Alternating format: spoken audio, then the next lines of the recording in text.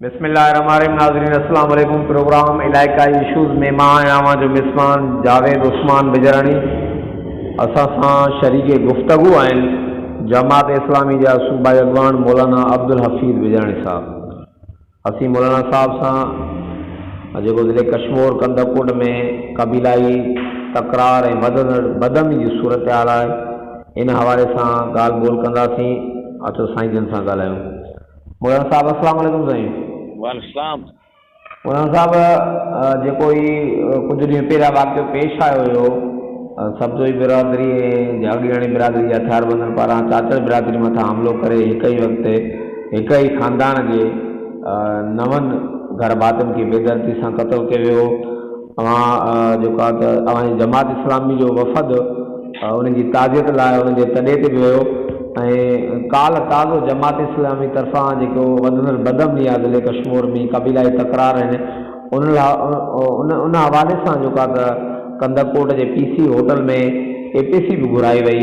असांखे इन जेको आहे त मजमूई सूरत हाल ते आगाह कजो त PC जेकी APC घुराई वई उन में इलाइक़े जे कहिड़े आम शख़्सियतुनि शिरकत कई ऐं उन जा अगराज़ ऐं मक़ासिद छा हुया उन जेकी APC घुराई वई।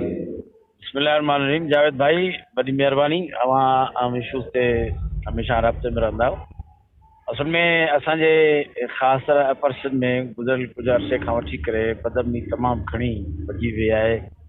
तव्हां पाण महसूसु कयो था त आए रोज़ अगवा पर तावान ऐं ख़ासि तरह क़बाइली झगड़नि जे नतीजे में क़त्लेआम जे नतीजे में थी वई आहे।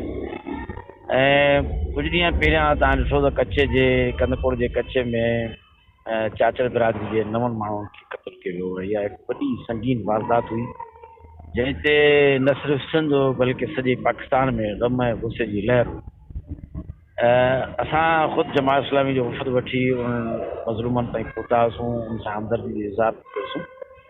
पर असां इहा ॻाल्हि महसूसु कई त सिर्फ़ु ताज़ियत ऐं हमदर्दी काफ़ी न आहे बल्कि इन लाइ सभिनी इलाइक़े जे मुअज़्ज़ज़ मोहतरम ऐं सरदार साहिबान खे यकजा कयो वञे ऐं का APC करे को गॾियल मौक़िफ़ ऐं गॾियल ॻाल्हि गवर्नमेंट जे साम्हूं पेश कजे ताकि को एक्शन थी सघे। उन लाइ असांजी दोस्तनि सां सभिनी गॾिजी करे मुख़्तलिफ़ सरदार साहिबान सां राब्तो कयो। कल्ह अलहमदुलिल्लाह APC तमामु ज़बरदस्त ऐं कामयाबु रही। उन APC में सरदार शमशेर ख़ान मज़ारी साहब हुआ, सरदार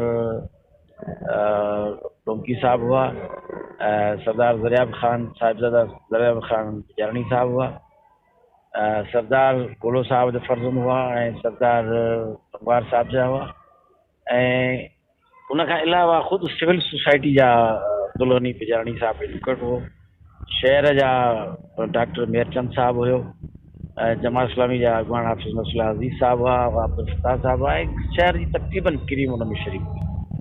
उन्हनि सभिनी जो मौक़िफ़ इहो हो त इन बदमनी जे ख़ात्मे जे लाइ गवर्नमेंट खे एफर्ट्स वठणु खपनि, छो त बुनियादी तरह अमन अमान जो क़याम बुनियादी तरह हुकूमत वक़्त जो कमु आहे। हिन वक़्तु 18 तरमीम खां पोइ सभई अख़्तियारात जेके आहिनि उहे सिंध हुकूमत वटि आहिनि। IG सिंध बि उनजो मातहत आहे। इन करे सभिनी जो रुख़ इन ॻाल्हि ते हो त हुकूमत सिंध आख़िर छो ख़ामोश आहे। ऐं ॿियो विफ़ाक़ी हुकूमत खां बि इहा घुर कई वई त तव्हां जॾहिं चाहियो तव्हां कराची जहिड़े माहौल खे पीसफुल बणाए सघो था, ते MQM जी दरंदगी खे ख़तमु करे सघो था ऐं लयारी में बलोचनि जी गैंग खे ख़तमु करे सघो था। आख़िर सिंध जे हिन ज़िलनि ॾोह कहिड़ो कयो आहे, उसूल कहिड़ो कयो आहे। आए रोज़ हिते बदमनी आहे ऐं हाणे त बदमनी एॾो कर खियो आहे जो उनखे रोकण बि ॾाढो मुश्किल थी वियो आहे। इन करे उहा अलहमदुलिल्लाह APC तमामु ज़बरदस्त कामयाबु रही। सभिनी दोस्तनि तमामु सुठे नमूने सां हिनखे एप्रिशिएट कयो ऐं पंहिंजे ख़्यालनि जो इज़हार कयो। ऐं इन मौक़े ते असां गवर्नमेंट खे ऐं ख़ासि तरह ज़िले इंतिज़ाम खे 15 ॾींहंनि जो वक़्फ़ो ॾिनो आहे त 15 ॾींहंनि जे अंदरि अंदरि इहे कातिल बि गिरफ़्तार थियणु खपनि ऐं असांजे इलाइक़े में अमन बि थियणु खपे। उन लाइ तव्हां फ़ौज खे इस्तेमालु कयो, रेंजर्स खे इस्तेमालु कयो, पुलिस खे इस्तेमालु कयो, पंहिंजा सभई सोर्सिस इस्तेमालु कयो। असांजे खे अमन खपे। ॾिसो जेकॾहिं हिते अमन न हूंदो त कुझु बि न थींदो। ऐं अल्लाह ताला क़ुर में बि इहा ॻाल्हि इरशाद फरमाई आहे त अल्लज़ी अतअमहुम मिन जूइन व आमनहुम मिन खौफ। इंसानी ज़रूरत लाइ 2 शयूं ज़रूरी आहिनि, हिकु मईशत जी बहितरी ऐं ॿियो अमन अमान। जेसिताईं इहे ॿ शयूं असां वटि न हूंदियूं यकीनन असांजो मुल्क तरक़ी न करे सघंदो। तव्हां पाण महसूसु कयो था त धाड़ेलनि जी तरफ़ां जेके फुटेजिस अचनि था, ॿारनि जे हथ में क्लाशकोप आहे, रॉकेट लॉन्चर आहे, जन ॿारनि जे हथ में कलम हुजणु खपे हा, जन ॿारनि जे हथ में किताब हुजणु खपे हा, जिन ॿारनि खे असां स्कूल ऐं कॉलेज मोकिलियो आहे, अॼु असां उन माण्हुनि खे ॿारनि खे जेको आहे क्लाशकोप ऐं जदीद असला ॾेई करे दुनिया खे इहो मैसेज ॾियूं था त असां जंगजू क़ौम आहियूं ऐं खूनरेज़ क़ौम आहियूं, खूनख्वार क़ौम आहियूं। तंहिं करे असां चाहियूं था इहो माहौल तब्दील थिए, इहो माहौल चैन थिए, हिते अमुन थिए, हिते सुकून थिए, हिते शांती थिए, हर माण्हू सुख सुकून सां रहनि। असां चाहियूं था त कचे जा ॿार जेके ज़हीन ॿार आहिनि उते स्कूल क़ाइमु थियणु खपनि, उते कॉलेजिस क़ाइमु थियणु खपनि, उते थाणा क़ाइमु थियणु खपनि।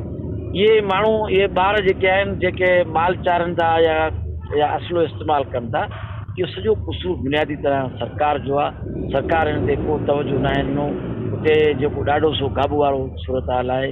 तॾहिं इहा का हिकु ॾींहुं न थी आहे, बल्कि इहा वॾे अरसे खां वठी करे सिलसिलो हलंदड़ आहे। हाणे उहो न वरी वॾो कर खयो आहे। इन करे असां हुकूमत सिंध खां इहो मुतालबो कंदासीं त फौरी तौर ते पंहिंजा सभई एफर्ट्स वठे, इक़दामात करे असांजे इलाइक़नि खे पीसफुल ऐं पुरअमन बणाए। वरी महिरबानी मौलाना अब्दुल हफीज़ बिजानी साहब। जी नाज़रीन, इहो आहे जमात इस्लामी जा सूबाई अॻवान मौलाना अब्दुल हफीज़ बिजानी साहब। असीं उन्हनि खां आगाही वरितीसीं जो हिकु ॾींहुं पहिरियां जमात इस्लामी तरफ़ां ज़िले क़शमूर कंदकोट में वधंदड़ बदमनी ऐं जेके क़बीलाई तकरार आहिनि उन्हनि जे ख़ात्मे जे हवाले सां जमात इस्लामी तरफ़ां कंदकोट जे PC होटल में APC घुराई वई ऐं मौलाना साहब असांखे उन APC जे हवाले सां मुकमल आगाही ॾिनी। वरी कंहिं ॿिए प्रोग्राम में मिलंदासीं। तेसिताईं अल्लाह हाफ़िज़।